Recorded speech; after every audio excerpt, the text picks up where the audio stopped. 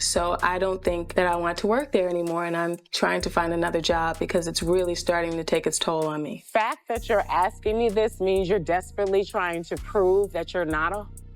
The truth of the matter is this. You cannot start a new situation until you out of the old situation. That you wouldn't let my star client finish her set last night. Now, I'm willing to forgive that little mistake that you made last night under a few conditions. Now, you know that there are going to be people out there trying to rattle your chain. I will handle it, London. I'll give Gavin a call and see what can be done. Reggie is 17 years younger than me, which you guys already know. And I was in my mid-40s when we got together. Can a woman who helped kick off reality TV back in 1993 still be figuring out the realest part of her life today? Accepting her daughter's truth? That's the wild part right there. Born April 17th, 1970, Tami Roman wasn't chasing fame or trying to rewrite TV history at all. She was just trying to keep the lights on, working a regular job at an HIV healthcare center in Burbank, minding her business like everyone else. Then one day, a coworker walks in talking about some new show they're casting for.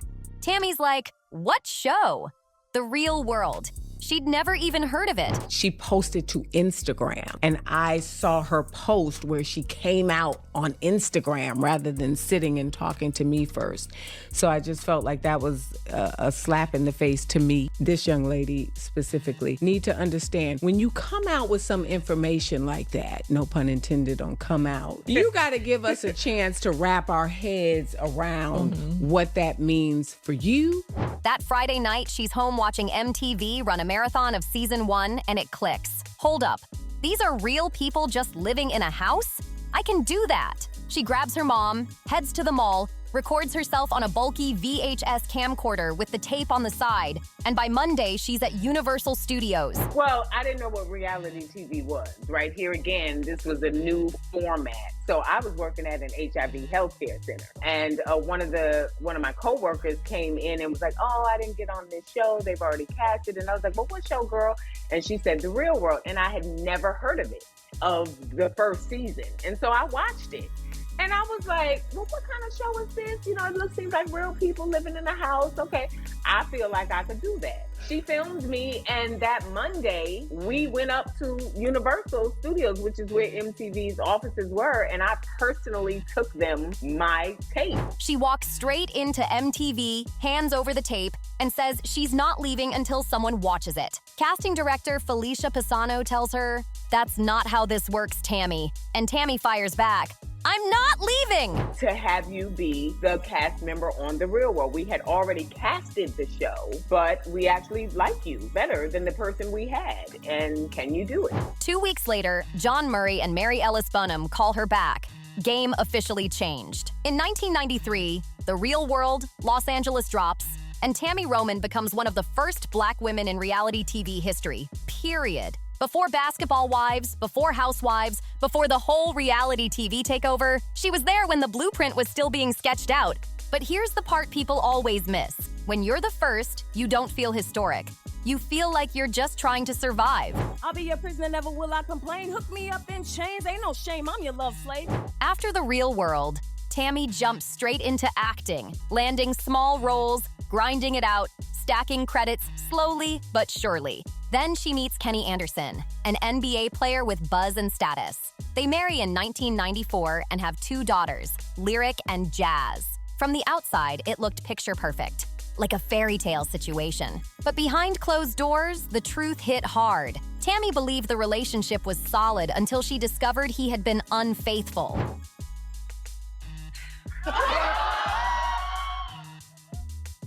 That betrayal sent her spiraling into a deep depression that she later admitted took years to crawl out of. They divorced in 2001, and things turned public and ugly fast. Lawsuits over unpaid child support, headlines flying everywhere, and the perfect marriage image completely shattered. Our relationship was amazing, and to find out that he cheated on me, it took me 7 years to recover after I divorced. Was it me? How could I have been better? What could I have changed? What did I do wrong? And the truth of the matter is, it's never you. It's the person that you're with and them being insufficient. That 7-year walk through darkness reshaped her mindset forever.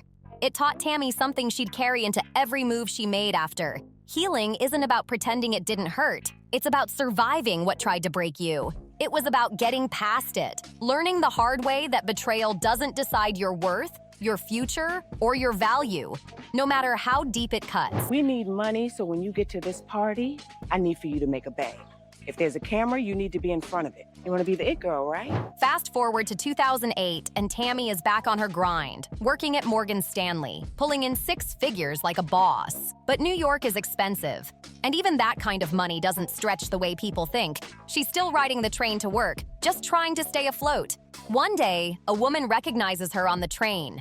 She mentions Moonlight, the CBS show that got canceled, then Wifey, the project with Queen Latifah that never even made it to air. I'm riding the train to work one day and this lady goes, oh my God, you're Tami from The Real World and I just saw you on, at the time, I was on a series called Moonlight. Back-to-back disappointments, everything collapsing at once. She gets home drained, flips on the TV, and VH1 is running a Basketball Wives marathon, a show she'd never even watched. And suddenly, something clicks. Was talking about me behind my back, saying that they saw me on camera stealing food. That moment connects her to Shed Media. Executive producer Sean Rankin, who used to work on The Real World, knew exactly who Tami was. By season 2, in 2010, Tami Roman joins Basketball Wives. And here's the bomb nobody saw coming. 200,000 unique visitors on your vampire story, and we posted less than 24 hours ago. Vampire angle was genius. Did you come up with that? She didn't get brought on by Shawnee O'Neal, not even close. Tami made the call herself. No friendship, no inside hookup, no favors.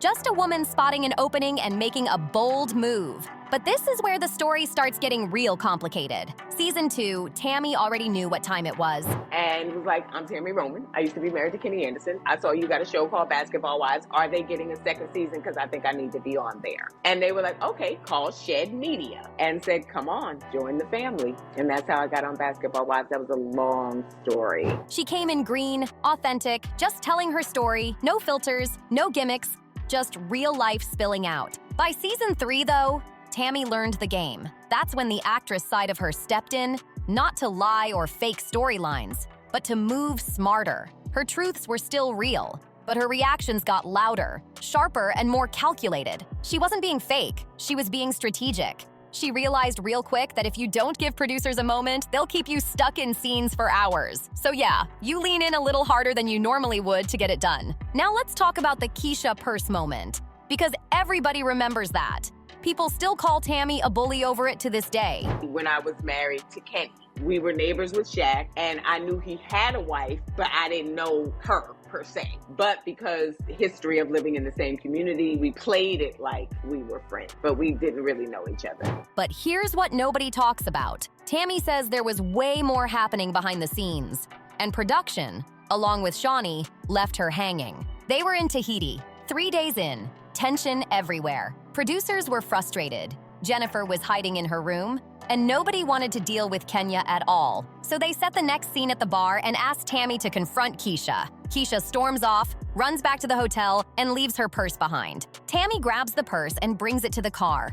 But suddenly, she's the villain? Coming at me talking about, Not right, you. Tami? I wasn't coming at you. I wasn't No, coming that was specific to me, No, talking it about wasn't. all the way from food stamps, right, Tami? Was Tami really wrong, or did production play her? Going through the purse? Tami admits that part, straight up. But everything else? Kesha knew what was going on. Shawnee knew. Producers knew. They asked Tami to give them something big for the cameras. And she delivered, just like they wanted. Then the real setup happened. Production chopped the footage to pieces and removed anything that made Kesha look reckless or messy. I am not a fake, and I don't like fake in my midst. Let me tell you about me. Are you serious Let me right tell now? you about me. Why? Because Kesha was dating one of the producers at the time. So guess who got painted as the villain instead? Tami, of course. It got so bad that after the season wrapped, Shawnee even filmed a pickup scene talking about Tami's aggressiveness because social media was dragging Tami non-stop. Her reputation was getting cooked. Tami felt completely betrayed. Shawnee had already shown her airport footage of Kesha talking trash, hyping the moment, encouraging the energy, then turned around and acted clueless once it aired. That was Tami's final season on Basketball Wives. Because I have grown to like you and I have grown to feel close to you. all that I could do right now to keep from punching you in your face. She refused a raise, declined contract extensions, and would not film with Evelyn. Period. Why? Because Evelyn sent letters to production lying about Tami's personal life, admitted it at the reunion, and Shawnee backed those lies. Tami chose peace over a paycheck and walked away. No Target bag money, no regrets. Even with me, with Kesha and the purse, you know, people think I'm a purse stealer. And it's like, no, that girl knew what was happening in this scene. The producers, she knew the producers told us, you got to give us something. She knew she left her purse. She knew she could have came to my room and got her purse back. The producers, she knew the producers told us, you got to give us something. She knew she left her purse. For years after Kenny, Tami believed one hard rule about love: all men cheat. It wasn't a question of if, just when. That was her mindset, no debate about it. Then 2014 flipped everything upside down. Reggie Youngblood walks into her life, 17 years younger, former football player, and moving with a kind of patience Tami had never experienced before. And no, this wasn't about age or looks like people love to assume. Tami says God had to prove her belief was wrong. Not every man cheats. She just hadn't met the one meant for her. I'm gonna tell you, don't nobody know how you feel. I do. And Reggie showed up different. He showed her care, consistency, and emotional safety. Things she'd never felt in any relationship. He didn't rush her healing, he carried it with her. That's the part people overlook. They start dating in 2014, get married in 2018, and Tami calls him her safe space. Folks clown that phrase, but she stands 10 toes down on it. To think real hard before you open your mouth. And I'm gonna be straight up with you. You don't even know about me.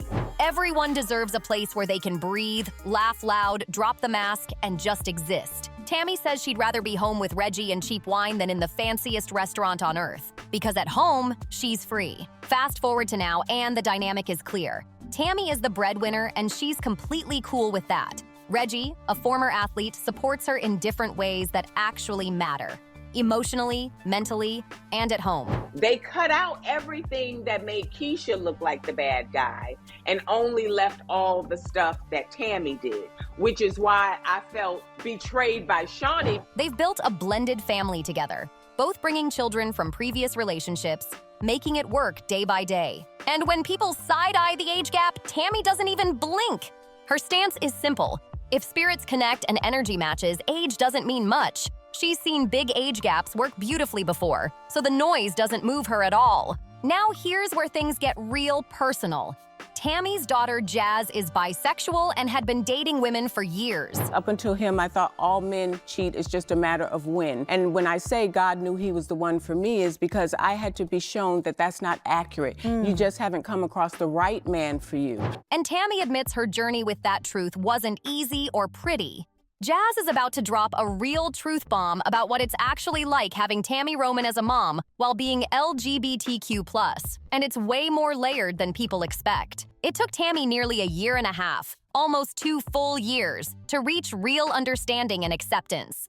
They didn't even speak for a year, and not just because Jazz came out publicly. And be educated on how I, as a parent, could support my child who has recently come out as a member of the LGBTQ community.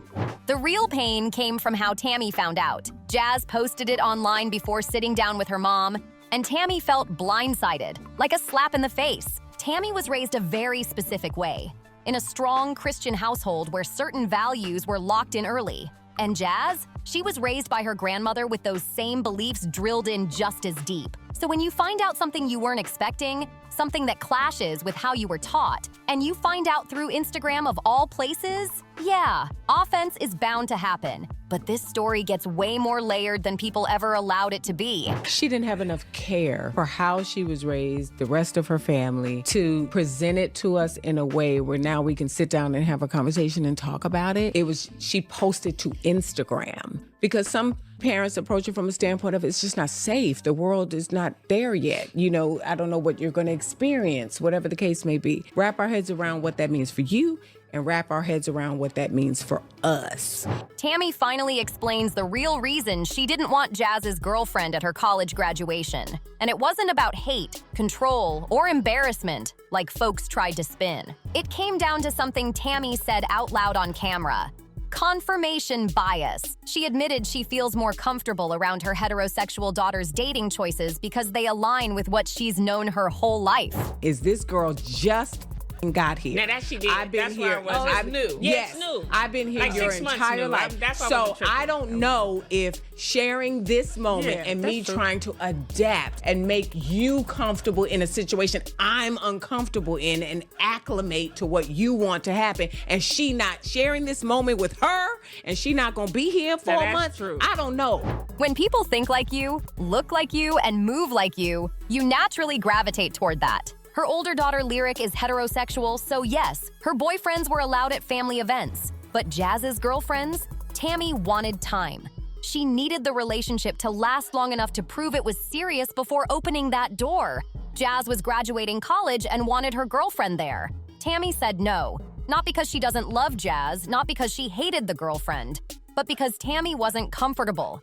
And at 55 years old, Tami made it clear. I'm picking every damn day. You didn't pick every day because I ain't come to your wedding when you married Reggie. Hold, please. You picked that. What you pick? Let's pick. If we pick, this we is pick. a therapy session. I thought we were. She's not forcing herself into discomfort at any stage of her life. Period. Jazz had already been in a 1 and 7-month relationship before that, and it was toxic from top to bottom. That situation blew up and ended, and Tami did something she never thought she would do. She stepped outside everything she believed in and tried to make it work. She welcomed the girlfriend to Thanksgiving, got pulled into their relationship drama, and basically became the therapist. Saw me come out on Instagram when I had to see you get married on Instagram. Life is like You didn't see me get married on Instagram. No, I You came saw right it when home. you came right back. Right, but correct. You get what the rest of the world, I knew with them I pretty much. completely understand. We'll have that Because I'm conversation. not going to make myself Yeah. feel uncomfortable in any phase Y'all don't have to of sit my together. life. I am 55 years old. I'm not doing it. That girl was calling Tami nonstop, leaning on her heavy, and Tami was working overtime trying to keep Jazz emotionally okay and the relationship on track. Then what happened? They broke up. Just like that. Gone. No closure, no accountability, nothing. So when a new girlfriend showed up only 8 months in, Tami drew a hard line. Nope, not coming to graduation, not coming to Thanksgiving, not coming on the family New Year's trip either. When would it be allowed? When the relationship lasts long enough? 1.5 years, 2 years, long enough for Tami to see real commitment, not another emotional cleanup job. And just when you think it can't get deeper, the conversation turns even heavier. People questioned why Tami wasn't at Reggie's wedding. Except plot twist, Tami is married to Reggie. But I have to pick. Now I'm in a position where I was never going to pick. No, I'm always going to pick my mom because that's a big You don't moment. have to pick. So Let me I be just clear. told her, You don't hey, have I'm to pick. graduating, but You you don't cannot gotta pick. come, but just Because you'll I see don't the have to pictures. come, and then you and You your baby see? girl. You see? Something else. So let's talk about why her daughters weren't at her wedding. Lyric and Jazz weren't there, not by choice or lack of love. Someone in the entertainment world advised Tami to move quickly for bigger picture reasons. It wasn't how she would have done it. She wanted her kids there badly. But circumstances forced that call, and Jazz later threw that decision right back at her during their tension-filled moments. Tami heard her. She didn't brush it off, didn't ignore it. She received it, sat with it, and understood it even when it hurt like hell. But the internet? Oh, it went nuclear. Twitter threads, Instagram think pieces, hot takes everywhere. People dragged Tami, calling her homophobic, saying confirmation bias was just a fancy cover for bigotry. Others pushed back hard, saying she has the right to process life-changing things at her pace, protect her mental health, and not force comfort just to please the crowd. Reggie tells her lovingly, Y'all, I don't need nobody to tell me to put on some weight because my own husband, is like, we gonna get you where you need to be, babe. We're gonna put some, we gonna put some weight on. And he just does it more lovingly, where I'm more open and receptive to the process. To clear the air, Tami went on Tamron Hall to explain herself and stand 10 toes down in her truth, even when it was uncomfortable as hell. She made one thing crystal clear. She loves Jazz. Jazz will always be her daughter. That love has never been up for debate. But love doesn't cancel the need for time and space. Tami needed room to adjust, to understand who Jazz is becoming and how her life is unfolding. And Jazz? My name is Tami Roman. I know your You name. are on Caught in the Act, okay? So listen, Tracy came to us because she thought you were stepping out. She still chose her mom, even when it hurt, even when it meant telling her girlfriend she couldn't come to graduation. This emotional tug of war connects to something Tami's battled since she was just 13 years old: body dysmorphic disorder.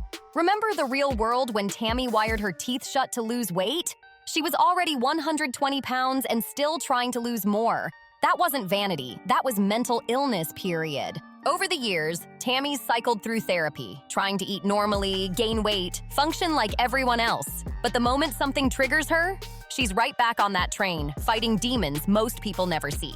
Every single day is a battle for her. And people commenting on her weight, that doesn't help. It actually makes everything worse. If you judge, you can't help. And so even when they are the perpetrator, there's still something that they're going through that causes them to make character-flawed decisions. She's trying to get back to a healthier mental space so people stop staring at her clavicle, her shoulders, so she doesn't look like someone who needs saving. Right now, she feels like she looks great. And that's the danger right there. That's the disorder talking. Back in 2023, she posted a reel and weighed around 110 pounds. Now she's up to 129, and that didn't happen by accident. She's doing the work, one day at a time, with therapy and steady support from Reggie right by her side. People online keep saying, "You need to eat," but Reggie says it with love. And that hits different. She's way more open to hearing it from someone who actually knows her than from strangers online saying she looks sick. And here's the exhausting part. Every time Tami does interviews about the killing of Kenneth Chamberlain or the Coney Act, it somehow circles right back to her body, her weight, her disorder, when all she wants is space to heal quietly and keep moving forward. Which brings us to now, 2025. I have to get with my investigation team. I'm going to tell them this story. We'll put John under surveillance. Exactly what life is like. You can travel the BS highway, or you can pay. And sometimes that's through loneliness. Sometimes that's through self-reflection. Sometimes that's through re-evaluation. Those are all the things I try to encourage people to do, male or female, going through this situation. Look at it with your full perspective and perception, and determine whether it's right for you. And once you understand, hey, this no longer serves me, you may have to travel the toll road and pay in time to heal. Tami Roman is 54 years old, and she's using her pain to help other people survive the same kind of betrayal that almost broke her. MTV Season 4 is coming. The concept? Tami catches people cheating, confronts them, then sits down with the betrayed partner to help them decide, stay or walk. But this isn't about messy cheaters. It's about deeper love, deeper wounds, and real healing. The suspicious partner doesn't just confront the other woman. They sit down and talk for real. Not screaming, not posturing, but an actual conversation. You know well, James, that just because my name is in there doesn't mean I have any input or say. They can either team up and confront the man together, or decide to move solo and handle it their own way. Power stays in their hands. And here's what Tami brings that nobody else does: education. Everybody throws around the phrase toxic relationship, but do you really know what that means? Hoovering, parentification, flying monkeys, gaslighting. If those words sound foreign, you could be knee-deep in something toxic and not even realize it. Tami is about to lay out her philosophy on cheating and betrayal in a way that flips how you see relationships entirely. Because cheating isn't just physical, it's texting, liking pics, sliding into DMs, all of it. But here's the real problem. People jump into relationships without setting boundaries, without saying what behaviors actually mean to them, or what they need to feel safe. Well, would you know? I bet you ain't had a clergyman look at you with lust in his eyes in 25 years. Me and the twins gonna bring the good reverend home with us tonight. So when it happens, he swears it's not cheating, because the conversation never happened. That's why Tami can guide people through this mess. She's lived it, survived it, and studied it. She even wrote a book on making relationships cheat-proof. And one thing she knows for sure, if you judge, you can't heal. If you judge, you can't help. Even the one who messed up is dealing with something broken inside. And Tami's purpose is to bring clarity, not condemnation. At her core, Tami's mission is clear: uplift, empower, and elevate women so they know their value and never settle for less than they deserve. Period. She's graduating. Okay. So to that I say.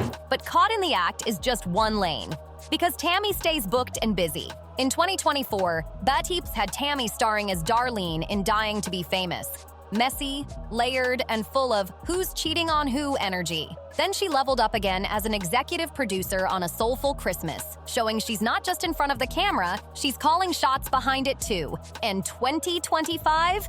Even bigger. BET plus executive producer on Take Me Home. A thriller coming soon starring Tami and her daughter Jazz. A real full circle moment that hits different. She's also a series regular on the Miss Pat show and she loves it. They laugh all day, non-stop.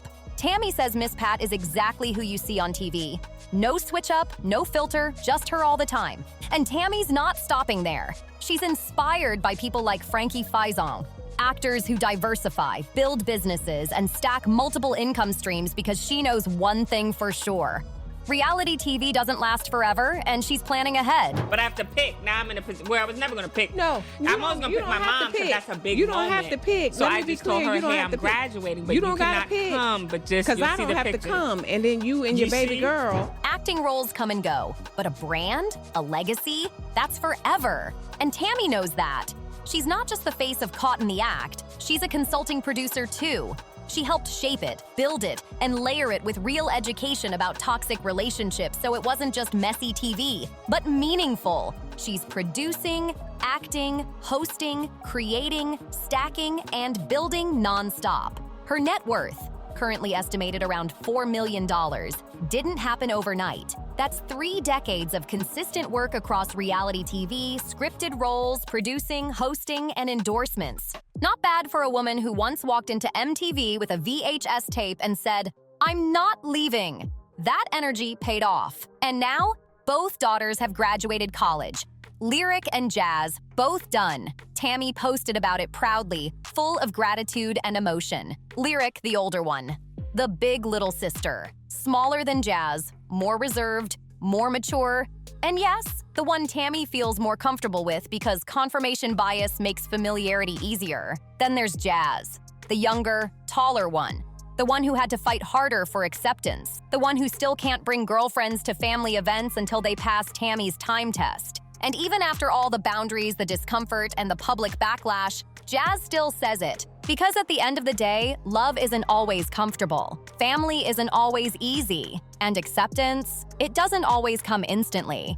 But when it does, it's real, messy, layered, and human. Tami Roman, the reality TV pioneer who changed the game back in 1993, is still learning, still evolving, still figuring out how to show up as the mother her daughter needs, while also protecting her own mental health. And she's never claimed to be perfect. She'll tell you that herself. She's made mistakes. She has regrets, but one thing she's never been is fake. She's authentic, honest, and unapologetically real. In a world full of filters, fake perfection, and people pretending they've got life all figured out, that kind of honesty is rare. And honestly, that might be the most revolutionary part of her story. Now I want to hear from you. What do you think about Tami's journey?